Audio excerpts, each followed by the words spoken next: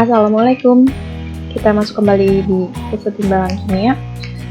Hari ini kita akan bahas untuk bagian yang B, yaitu pergeseran kesetimbangan dan faktor-faktor yang mempengaruhinya.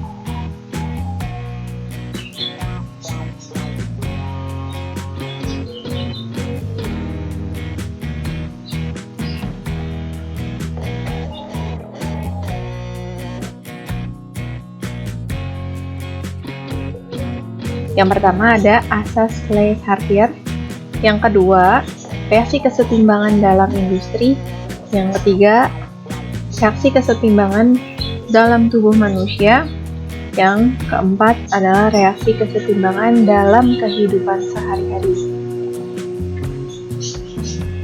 Masuk yang pertama.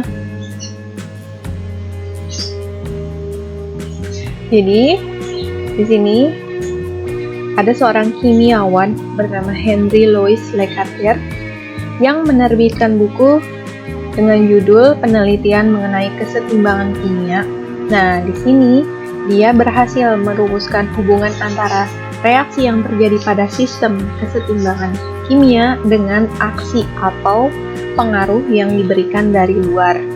Jadi, bunyinya apabila dalam suatu kesetimbangan dilakukan tindakan atau aksi, maka sistem kesetimbangan tersebut akan mengadakan reaksi, sehingga pengaruh reaksi tersebut dapat diperkecil.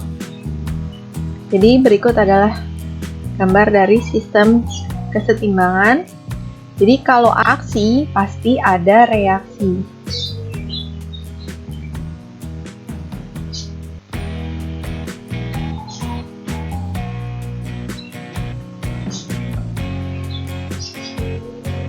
Untuk yang kedua, faktor yang mempengaruhi kesetimbangan ada 4. Yang A adalah perubahan konsentrasi. Jadi, kalau konsentrasi zatnya ditambah, maka kesetimbangan geser dari arah zat tersebut. Sedangkan kalau dikurangin, kesetimbangan geser ke arah zat tersebut. Untuk perubahan volume dan tekanan, jika volume diperbesar, tekanan menurun sehingga reaksi kesetimbangan bergeser ke koefisien yang besar. Untuk perubahan suhu, jika suhu diturunkan, kesetimbangan bergeser ke reaksi eksoterm. Kalau suhu dinaikkan, kesetimbangan bergeser ke reaksi endoterm. Dan yang terakhir, pengaruh katalis. Katalis itu dapat mempercepat terjadinya keadaan setimbang. Untuk lebih jelasnya kita lihat kesimpulan dari Le-Cartier. Jadi, ini adalah gangguan atau yang dirubah. Ini adalah arah reaksi dan ini adalah efek terhadap nilai K. Jadi, kalau yang dirubah adalah konsentrasi dan volume, maka di sini tidak akan ada perubahan terhadap nilai K. Lain halnya jika temperatur. Oke, untuk bagian yang pertama yaitu konsentrasi. Kalaupun ditambah reaktan berarti bahan yang bereaksi ya. Kalau kita tulis reaktan itu di sebelah kiri, sedangkan produk di sebelah kanan. Maka, kalau yang ditambah reaktan ditambah bahannya, maka akan membentuk ke arah produk. Jadi pembentukan produk. Jadi arah reaksinya akan ke kanan. Sedangkan untuk mengurangi reaktan, diambil nih bahan reaksinya, maka arah reaksinya malah ke arah reaktan atau arah kiri. Dan sebaliknya, untuk menambah produk atau mengurangi produk. Untuk bagian yang tekanan dan volume, ini satu kesatuan ya. Kalau memperbesar tekanan, itu sama dengan memperkecil volume. Jadi arah reaksinya kalau diperbesar, pembentukan gas dengan jumlah mol yang sedikit. Jadi arahnya akan bergeser ke arah jumlah mol yang sedikit. Tapi kalau kebalikannya, untuk memperkecil tekanan atau memperbesar volume, maka bergesernya ke arah jumlah mol yang lebih banyak. Kecuali gas inert, dia tidak ada perubahan. Nah, untuk suhu, kalau naikkan suhu berarti dia penyerapan kalor. Kalau reaksi mempunyai delta H-nya lebih besar dari 0 alias positif, maka dia akan meningkat karena suhunya dinaikkan. Tapi kalau misalnya delta H-nya kurang dari 0, maka dia akan menurun. Sebaliknya, kalau suhunya diturunkan, kalau delta H-nya kurang dari 0 atau negatif, dia akan meningkat. Dan kalau delta H-nya lebih dari 0, dia akan menurun. Nah, untuk katalis tidak ada perubahan terhadap nilai K dan arah reaksinya tidak berubah juga, tapi lebih cepat mencapai kesetimbangan.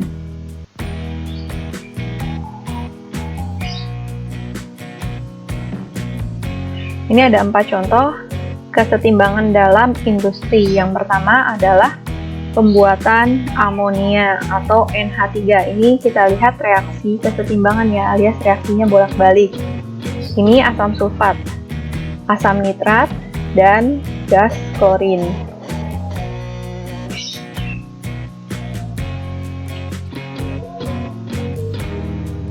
Selanjutnya, contoh reaksi kesetimbangan dalam tubuh manusia. Yang pertama adalah pengaturan pH darah. Jadi, dalam sistem organ tubuh kita akan dapat berfungsi dengan baik apabila keseimbangan pH dipelihara juga dengan baik.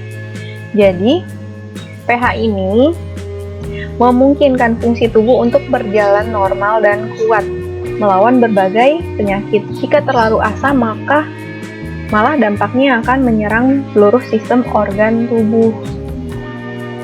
Dan untuk kesetimbangan dalam mulut, jadi di email gigi ini mengandung senyawa kalsium hidroksiapatit. Reaksi kesetimbangan yang terjadi akan mengalami pergeseran jika mengkonsumsi makanan yang mengandung asam. Ini kalsium hidroksiapatit akan bereaksi dengan asam. Akibatnya, si konsentrasinya akan berkurang. Yang tadinya email giginya akan lebih tipis. Pergeseran reaksi ini menyebabkan lapisan email menjadi keropos, sehingga timbul sakit gigi. Ini berikut adalah contoh reaksinya.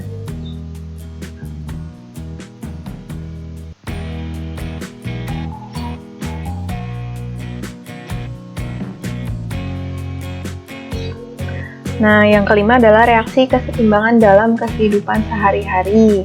Jadi, ini ada gambar kolam berenang ya. Untuk mencegah pertumbuhan alga dan bakteri biar di sini airnya tetap jernih, tidak hijau, tidak keruh saat kalian berenang, bisa di kolam renang atau di bak penampungan air. Nah, ini biasanya ditambahkan asam hipoklorit karena sinar matahari dapat mempercepat penguraian hipoklorit. Untuk memperlambatnya, ditambahkan asam sianura. Bila kolamnya terbuka, maka kolam ini akan terkena sinar matahari. Sinar matahari ini dapat mempercepat penguraian kaporit atau asam hipoklorit. Jadi cepat habis asam hipokloritnya. Maka untuk biar dia tidak cepat habis, ditambahkanlah asam sianurat. Tujuannya adalah biar terjadi reaksi bolak-balik karena nanti di sini ada namanya triklorosianurat yang tidak terurai oleh matahari. Jika asam hipoklorit terurai atau mengoksidasi si alga atau bakteri, reaksi akan bergeser ke arah kiri. Jadi pembentukan si asam hipoklorit. Dengan demikian, penggunaan asam hipoklorit dapat hemat sekaligus mengurangi biaya produksi.